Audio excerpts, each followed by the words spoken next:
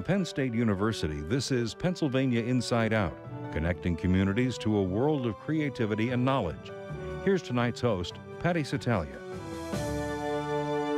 Tonight on Pennsylvania Inside Out, newspaper circulation is down, advertising revenue is falling, and news staffs are shrinking at newspapers around the country. A new documentary film produced with funding provided by PBS provides an in-depth look at the pressures and problems of modern journalism as faced by the staff of Penn State's student-run newspaper. We'll talk with filmmaker Mathews. His new film, The Paper, chronicles a year in the life of the daily Collegian, one of the nation's leading student newspapers. Thanks so much for joining us. Glad to be here. This is an in-depth look at print journalism through the eyes of young journalists. What was the inspiration for producing it? The initial idea for the film stemmed from my own frustration with the news media, really an amazement actually at what passes for news these days, you know, from skateboarding dogs to, you know, Britney Spears. And then I learned that public trust in the media has been steadily declining for years, and so I really wanted to make a film about the media, but I wanted to do it in a fresh way and hit upon the idea of looking at journalism through the lens of student journalists. You know, looking at the microcosm of the student paper and seeing what's going on there. It's really the laboratory, the training ground. It's where a lot of future journalists cut their teeth and thought it would be an exciting place to learn what's going on. You chose the Daily Collegian, a newspaper that has won a number of awards throughout its long career. It's a student-run independent newspaper. Why this particular paper, and tell us a little bit more about it? Part of why I chose the Daily Collegian is because I live here in State College. That was a big determining factor. But once I realized I wanted to do a student newspaper film, I was doing some research on some local newspapers, visited a couple other high school places and colleges, and walked into the Daily Collegian's offices and just was kind of blown away by the sense of professionalism there, the number of computers they had, the 200-person staff.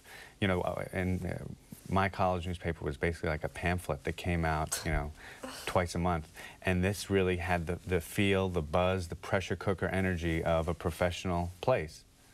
And as you said, really the teaching ground for America's future journalists. Yeah. We're talking about a student-run newspaper that is struggling with a number of issues. There's circulation that's down, frustration over limited access to football players, to the administration at the university, diversity, to name just a few things. To what extent do you really think this is a microcosm of what's going on in the big world?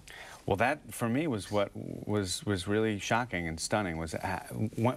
For me, doing a film is an opportunity to learn more about the subject matter. I did not know a lot about journalism going into this, but as I'm doing the film, it provides a really fun incentive for me to learn more about it.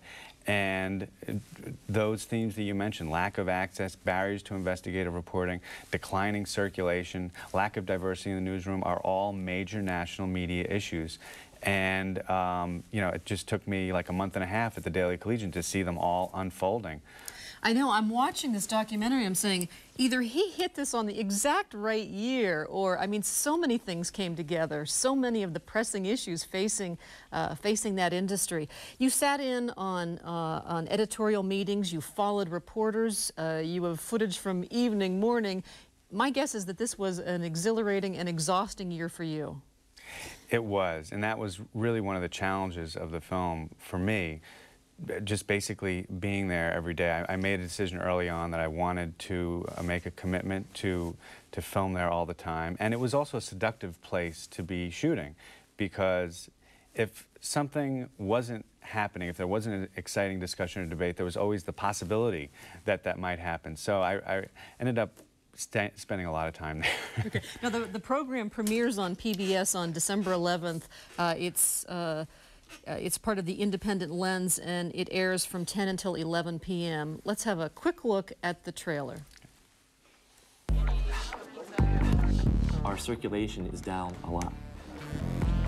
We're gonna have to think about how we can turn it around somehow. We are not going to be represented in the media here fairly and adequately enough to get our voices heard. One thing I want to do right now is make a list of priorities for us to think about. What kind of news students who read our paper are interested in? The letters to the editor of this newspaper are a public forum. If we do it their way, we don't do our job. If we do it our way, we are prevented from doing our job. Those are some of the most hateful words I have ever read. Do you feel as though the Collegian played a role in exacerbating what has unfolded in its own pages as the controversy?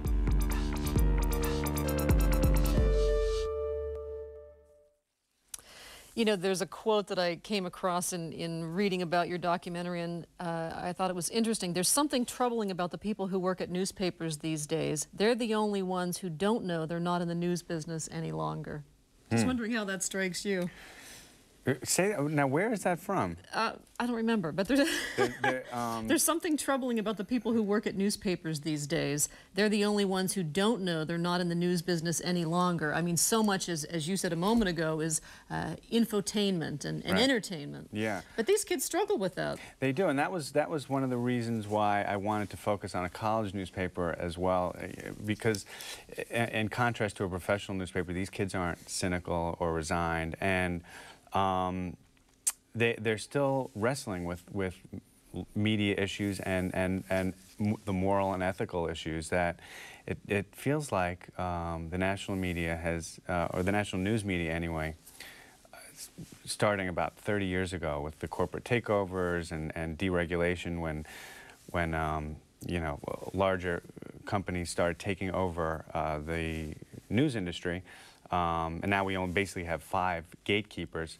Cheaper, easier, less risky news started being produced, and I think that's reflected in the news that we consume now. You followed this newspaper in a year when circulation was at its lowest in the newspaper's history. It was, you know, in its heyday, 20,000 papers printed, down to, I think at some point in this documentary, 1,450. And this young editor-in-chief, James Young, is very concerned about that. He's rallying his staff to do something about it. And it's interesting the conversations they have about what's going to attract young readers. And of course, sex and alcohol and all of those kinds of things, celebrity look-alike sorts of things do pump up readership a little bit, but they struggle with it. Yeah, and I think that's another thing that was interesting for me about this film. I don't know if a generation ago, college students in a newspaper, when confronted with dropping circulation, would immediately decide to sex up the paper. But, and you know, incidentally, I was rooting for the kids to make this work, for circulation to jump as a result of the relationships page that they pitch. But, you know, it was just interesting to me that they decided to go in that direction.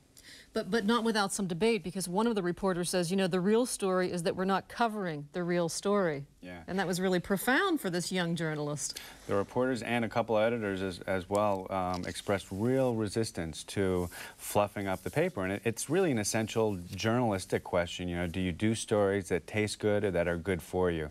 And it's one of the essential questions of the news media, because initially, for a long time, the function of the news has been to create an informed and engaged citizenry.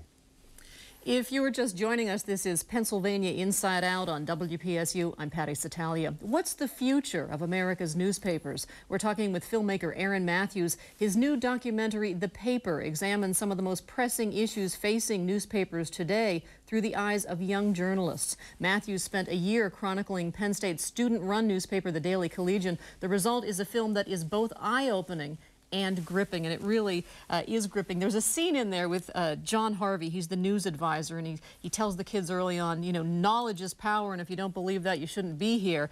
But he asks them about how they might deal with an ethical question, and he brings up something that Pennsylvanians are very familiar with, and that's when former Pennsylvania politician Bud Dwyer calls a press conference, then puts a gun in his mouth and blows his brains out during a live broadcast. Right. And he asks these students, what would you do if you were presented with these 3 pictures? One of him in front of the room, you know, talking, and a third picture with him with the gun in his mouth, no blood or guts. But it's an interesting problem for these kids and something they'll have to face. It's one of my favorite scenes in the film also because you really see the learning that's going on, and there's a lot of learning that's happening in the newsroom, and also I hope for audience members as well. I think it's because these are kids, and this is another incentive for doing this film in a laboratory like a college newsroom and not in a professional setting. Because these are kids, I think it's easier for audience members to step in their shoes and say, huh, what would I do in that situation, you know, and they're confronting these problems for the first time in their lives, and you can see it in their eyes, you know, it's exciting, and I think it allows audience members to address these questions as well. And these kids take it very seriously. James Young, again, the editor-in-chief, he said, reading newspapers when he was 3 years old. Sometime in his teens, he was producing a newspaper and selling it to a circulation of about 25 people. But he really is shouldering a lot of headaches for a kid who's trying to balance this job and getting through school. He is. You know, I imagined him like Atlas with the, you know, the heavy is the head that wears the crown, you know.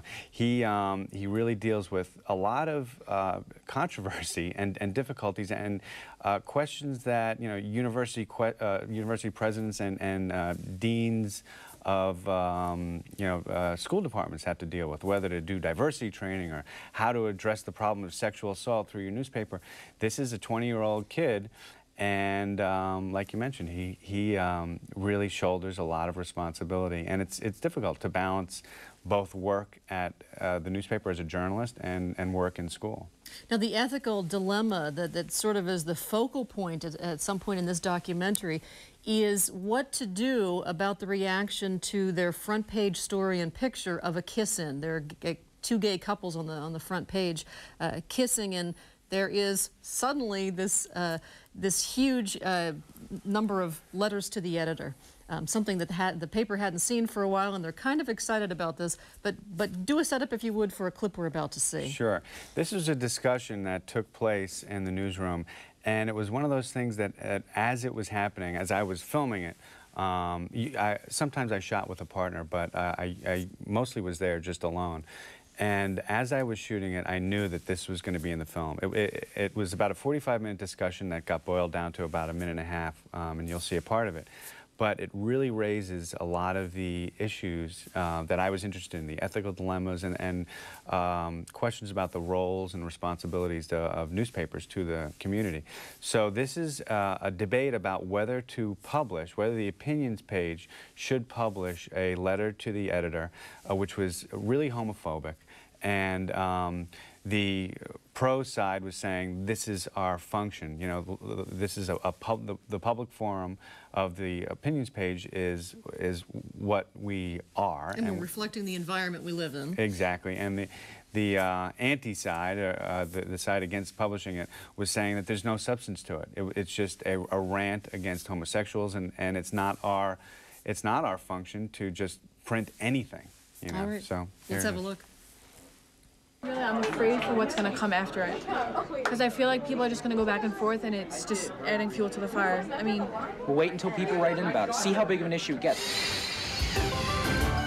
A front-page picture on Penn State's campus newspaper of a lesbian and gay couple kissing has caused quite a stir throughout the State College community. First came the kiss, then a letter to the Collegian criticizing that kiss, and now reaction from the campus gay and lesbian support group. This letter to the editor is the most blatant hate speech I have experienced in the entire time that I've been here. The entire Penn State community has come together to just say this is not acceptable behavior and it's not going to happen.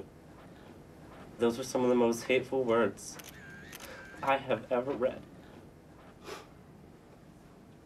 To be told that my life does not matter, to be told that I am not important, to be told that my very being is disgusting and pathetic is something I cannot and will not stand for. That's a powerful scene, but it's one of many in this hour. Another part that is particularly powerful is a young reporter who's also an advocate. You mentioned that one of the things they're dealing with on this campus is sexual violence. And her dilemma is, how can she report on it when she's also an advocate in that particular area? Yeah, and I think that's another very common journalistic dilemma. You know, you're expected, especially in American journalism, to be objective. And that's a very difficult task for people to report on an issue and approach it from the standpoint of you know, being a rock with eyes, as they say. And this woman is an activist on campus, but she's also a features writer on the staff of the newspaper. And she's really struggling with that. You know, how does she report on this issue in an objective way? And her editor eventually tells her that, you know, she's not able to report on it because of her commitment to this cause. There's also a reporter who's trying to do stories, trying to get in his stories on deadline and create meaningful stories, but he's denied access. And, and then a young female sports reporter who can't get access to the team she needs to report on. So in a lot of ways, they find their own access, which gets them into hot water. There are really just so many compelling things going on, and I think that explains why the buzz is out there about this documentary. Anyone who reads a newspaper or who wants to write for a newspaper ought to watch this. That's been the reaction at film festivals and screenings, but both from media professionals and from lay people. That lay people say how much they got a sense of what a newspaper was really like from watching this film, and kind of the drama and tensions inherent in it. You know, professional media makers mention those two characters especially. You know, they tell me, tell Jenny Vrentas, who's the sports reporter, that, you know, this is how it's going to be like when you get out there. But what's interesting is Kayer Patel, who's the rookie reporter, who struggles with access to the administration, and Jenny struggles with access to the football public information office. They're both kind of flip sides of the same coin. Kayer, well, I don't want to give it away, but Jenny ends up finding some very creative ways to hurdle the obstacles in front of her. And Kayer he's thwarted and frustrated. Yeah, exactly. But I think you'll be able to relate to both people, you know. Absolutely. One of the fun things, too, is that you tell us where these kids end up, which, of course, we're interested to know. I'm interested to know how you became a filmmaker. You were born in Venezuela and you grew up in Brooklyn. How'd you become interested in making films? Well, I didn't always want to be a filmmaker. I wanted to write fiction, and was really drawn in my early 20s to some of the new journalists, like Truman Capote and Hunter S. Thompson and Joan Didion, and people who were going out and mixing real life with creative storytelling. And I decided to make a film just because a story in my neighborhood about the oldest barber in Brooklyn, I thought it would be more of a visual story. And so I signed up for a film program in New York and made this short film about the oldest barber in Brooklyn, and I was just hooked on the medium. And I realized that documentary film gives me that same, it allowed me to do the similar things that I was interested in doing in fiction, which was, you know, taking real life experience, but also structuring it in a way that gave it some sort of higher meaning, or you know, a greater truth there. No, the piece you're talking about the oldest practicing barber in Brooklyn was a short documentary. You've had a number of longer length, My American Girls, a Panther in Africa, about the former Black Panther Pete O'Neill, who ended up leaving and living in Africa. You've done some interesting things. Well, thank you for saying that. Yeah, and they've all kind of happened pretty organically. In other words, someone once said that a good way to choose your films is never search, never turn away. And it's a really difficult maxim to live by. But in choosing my film subjects, they've all kind of happened, but I've had to also, in other words, they've happened organically. I've known, like the Dominican story was a family I've known all my life. The Black Panther story was a friend of a friend who was living in Tanzania. And here, you know, the Daily Collegian story is basically right in my backyard. Serendipity has worked for you. Exactly. You got funding for this, the paper documentary from PBS and from International Lens. Tell us a little bit about how difficult it is to get them to fund something like this. It's hard. You know, the film was also funded by the Sundance Institute, and really fortunate to get them on board. But these days, you have to, in order to raise money for a film, you usually have to shoot something, which I did, and you show people like a 10 to 15-minute trailer, and you know, the days of kind of submitting a few-page proposal and saying, I have this great idea, will you please give me money, you know? Those are over, because a lot of funding institutions, granting institutions, and broadcast networks know that the capabilities out there to, you know, with an affordable camera, go out, shoot something, show us your characters, your story, and let's see what you got. All right. Our guest has been Aaron Mathews. His documentary is The Paper. To find out more about it, you can check out his website. It's www.thepaperdocumentary.com. It premieres on PBS on December 11th at 11 p.m. Best of luck to you. Thank you very much. For all of us here at Penn State Public Broadcasting, I'm Patty Satalia. Have a good night.